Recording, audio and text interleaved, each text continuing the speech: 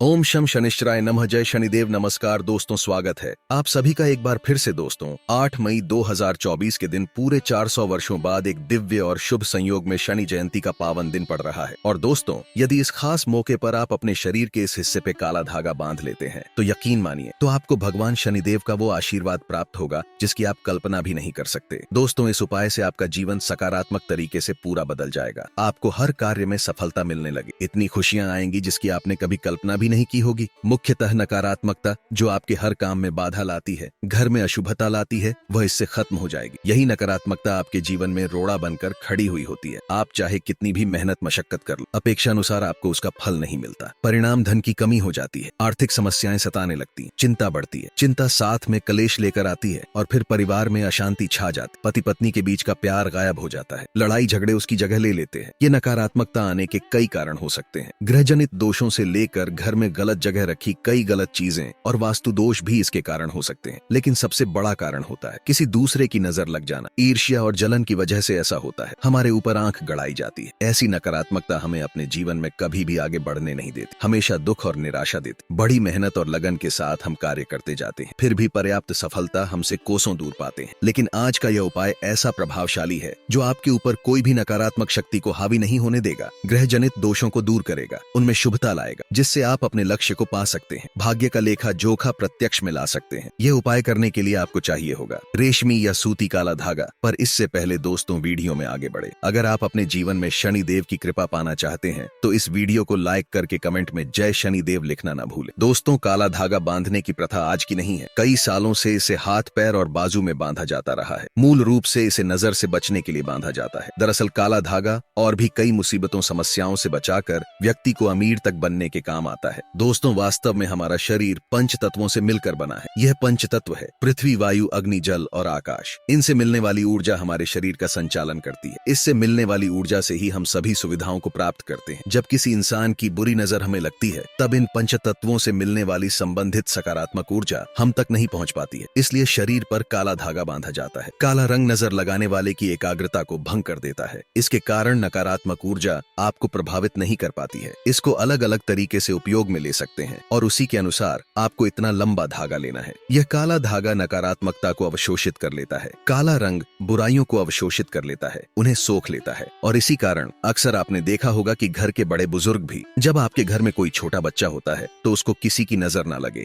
इसलिए काला टीका लगाते हैं। शादी के समय भी दूल्हे दुल्हन को काला टीका लगाया जाता है। यह काला रंग सदैव बुरी शक्तियों से रक्षा करता है। तो काला धागा लेकर आपको नजदीक के किसी शनि मंदिर या हनुमान जी के मंदिर चले जाना है। अगर आप शनि मंदिर जाते हैं तो शनिदेव को जो सरसों का तेल चढ़ाया जाता है उस तेल में काले धागे को थोड़ा सा ढूंबो देना है या फिर थोड़ा सा वह तेल उस धागे पर लगा देना है। अगर आप हनुमान मंदिर जाते हैं तो हनुमान जी के चरणों का सिंदूर इस धागे पर आपको लगाना है और साथ ही आपको धागे में 7 गांठ लगानी है। प्रत्येक गांठ लगाते समय एक समस्या के निराकरण की विनती आपको भगवान से करनी है। तो आपके जीवन की बड़ी सारी समस्याएं 7 गांठ लगाते वक्त आप भगवान को बता सकते हैं। आपको धन विषय समस्या हो, कार्य में अड़चने आती हो, संतान से जुड़ी कुछ परेशानी हो, कर्ज बढ़ता जा रहा हो, पारिवारिक जीवन में क्लेश कलह हो, हर एक समस्या भगवान को बताते हुए एक गांठ बांध लें। इस तरह से आप 7 समस्याओं हेतु 7 गांठ लगा दें। फिर भगवान के चरणों में एक दीप जलाकर ओम शम शनेश्चराय नमः इस मंत्र का 21 बार जप करें। अगर आप हनुमान जी के मंदिर जाते हैं तो एक बार आपको हनुमान चालीसा का पाठ करना है और उसके बाद जिस धागे में आपने गांठ लगाई है उस धागे को दीप के ऊपर से 7 बार